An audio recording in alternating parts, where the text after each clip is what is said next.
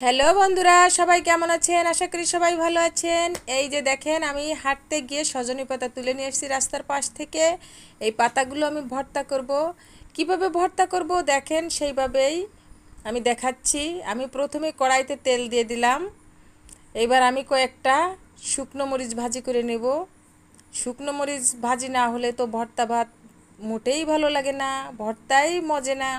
তাই আমি শুকনো জল ভাজি করে নিলাম। আর এই যে আমি দুটো রসুন আর 4-5টা পেঁয়াজ কুচি করে নিয়েছি। আমি পেঁয়াজ রসুন ভালো করে ভাজি করব হলুদ লবণ দিয়ে, সুন্দর করে ভাজি করব।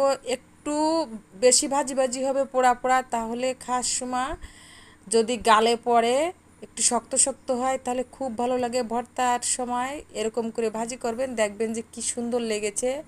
আমি 4-5টা কাঁচামরিচও দিয়ে দিলাম, এক্সট্রা দিয়ে দিলাম, আপনাদের ইচ্ছা হলে